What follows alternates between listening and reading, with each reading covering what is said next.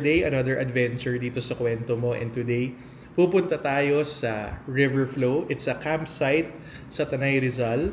It's a 2-hour drive from Manila. And mag-overnight lang tayo. So mag-pack lang tayo ng stuff and food. Good for a quick trip. Tatawid tayo ng 5 rivers bago makarating doon. So samahan nyo kami dito sa adventure na to. Tignan natin kung anong meron doon sa River Flow. Tara! Bobby, ready ka na ba mag-camping? Yes! Let's go camping! Yun! Transition! So, yan. So, nag-ready lang kami for yung mga stuff na dadali namin. So makalat.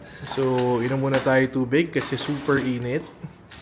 Ngayon, parang 30 degrees na. 8 a.m. pa lang. So, mamaya sobrang init yan sa campsite. Pala. Should I bring a jacket? Or no? Jacket. May baon tayong chips ahoy. Yun. Snacks. Snackies. Okay. Lights. Lights, okay, para may ilaw sa gabi.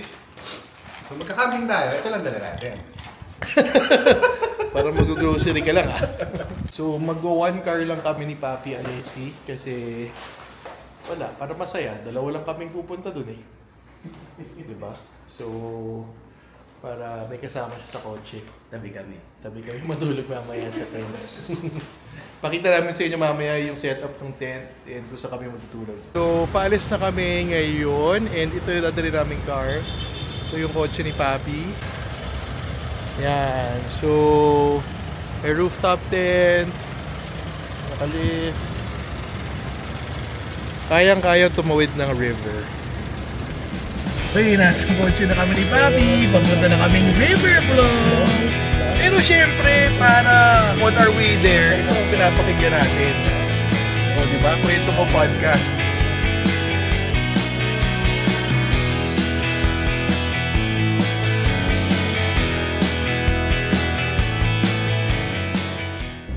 Okay, stop over muna tayo for brunch dito sa, ano pangalan nito ba? Martisen Mountain Resort. Yeah, brunch and coffee lang kami ni Papi. What a view. Ayan ang view dito sa Martisen.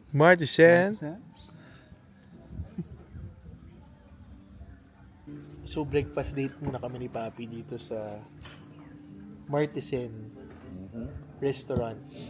So meron silang only coffee. Ang in-order namin, bang silog, tsaka Pares with rice.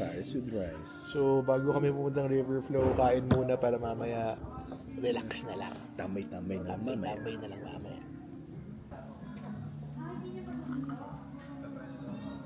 Refreshing. Sarap to, Papi. Tapos, silog. Freshly caught fish.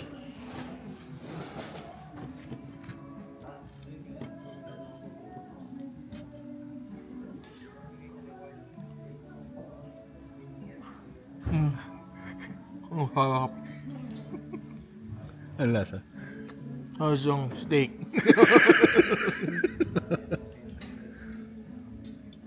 Beshi, anong oras tayo dapat magkikita? Mga 8. Anong oras na? 10:30 pa lang. Okay. 12 hours by 12 hours. 12 hours pa. 10 p.m. pa lang. Hindi mo naman sinabi, bukas pa. Okay. So, tapos na kami kumain ng brunch. Sa wakas, pupunta na kaming River Flow ngayon. Tapos doon na lang namin imi-meet si Beshi Benny sa River Flow. It's 32.8 degrees. Napakainit guys, 32.8 degrees Celsius centigrade Fahrenheit.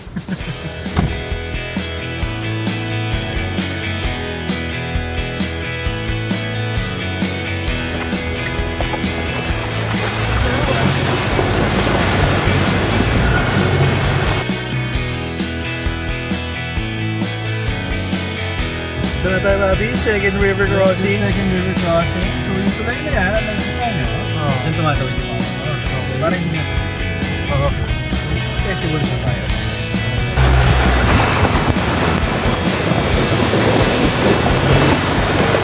Okay, so sa third river na tayo, papuntang river flow. Ito yung pinakamalalim sa Pampanga.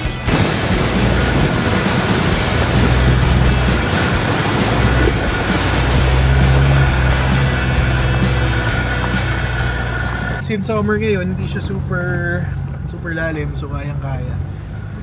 Hindi mo kailangan ng 4x4, kailangan kahit 4x2 basta SUV mataas kaya. Di ba, Bobby? Kahit yung sedan ngayon, kung summer kaya. Pero hindi ko recommend.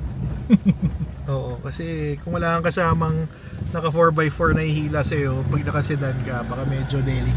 Yes. Yan. Pero kung may kasama kang driver na ganito ka pogi, kayang-kaya yan.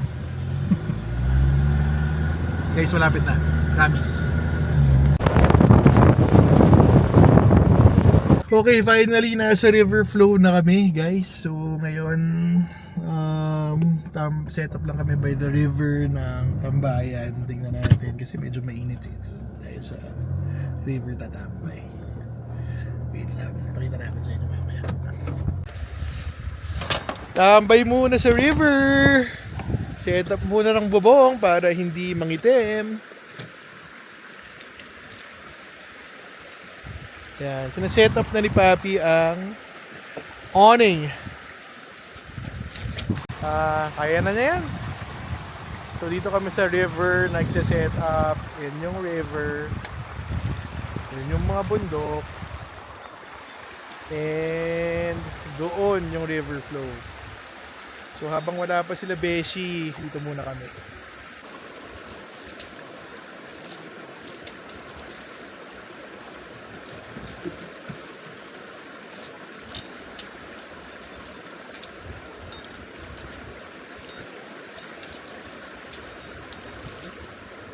Let's go!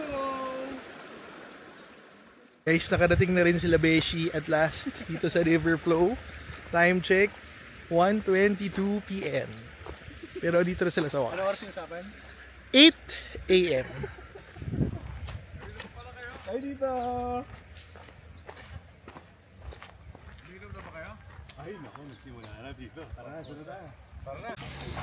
Ayan, so dito na sila Beshi, finally.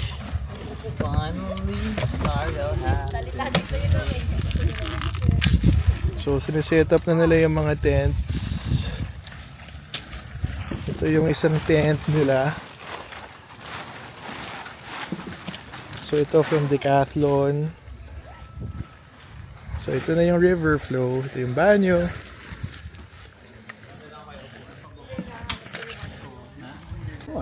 Automatic tent. Alin, bagong tent? Ikaw ba magtatayo dyan o si Dexter pa rin? Ako na yun. Talaga ah. Uy, nakita ko yan sa Lazada. Mahal yan ah. Shopping kayo, ha? Mahal sa Lazada yan ah. A dual burner. Dual burner, oh, galing ah. Pwede din ito, yung parang Pang ano? Drill, oh, ano, parang, dito. Yeah. ayan, pwede magamit oh. Wow. Product review. Okay. Pang samgyup, pang Pero ito yung samgyup. original. Okay, magsisimula na po ang totoong araw namin. Yung isa, intro lang yun, intro. Ngayon, andito na mga bisita, galing Maynila. At iinom na kami ng camping juice. Camping juice. Camping juice mga kaibigan. Napakasarap. Napakasarap. Napaka-refreshing. Ikot kaya tayo. Benji. Benji. Get out.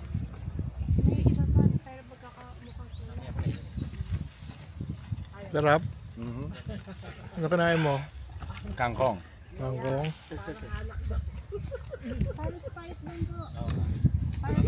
Parang Sprite po na may alak. Uminom mo si Tito.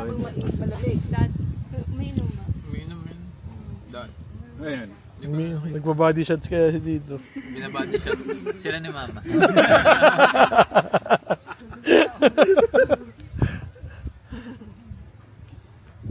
Tita, aprobado ba ng PDEA yan? Tinatanim nyo. Ang ganda Ito to. mango tree. Mango tree yan? Ah, mango tree yan? Pangalanan ko to. Anong pangalan? Pangalanan kong apple. O yung isa, anong papangalan mo dito? Ito, bayabas. Papangalanan kong mango tree. Kasi, alam mo na, alam mo ng PDEA yan. Papablibutan. Mabubuhay yan dyan, Dex. Ah, kasi daanan ng ano eh. Tubig eh. Kaya nga pinagabang ko dyan yung Carabao grass para hindi gumuhulo pa dito eh. So kung magkaugat siya, kaya niya kahit may tubig sa gilid niya? Papakitaan tayo ni Beshi kung paano kumain ng saging. Okay, Beshi. saging dito. Oh, masarap yan eh. Oh, fresh yan. Kakapitas na. Paano? Paano mo kakainin yung saging? Ano? Masarap? Rap. So ganyan po kumain ng saging dito sa campsite. Kailangan namnamin ang buong saging. Pagkatao ng saging. Ayan po. Professional saging eater po yan. From head to toe, dapat malinamnam. Yan. So guys, professional saging eater. Si Beshi. Okay. Doon ka. Oh, di ba? Alam niyo na kung paano kumain ng saging. O, sige. Mamaya ulit yung next aral natin na matututunan dito sa camping. Okay guys, so isa pang activity dito sa river flow. Pag may dala kayong kotse, since yung tubig galing sa bundok, so may only tubig, ito ang pwede mong gawin habang andito ka. Ito, wala ka namang ginagawa eh, di ba? Yan. Nagka-car wash siya ngayon sa camping. Hindi ko alam bakit, pero pwede mag-car wash dito dahil unlimited ang tubig. Okay, so tapos na magluto ang lahat. Kakain na kami ng dinner. Ito yung food namin for tonight.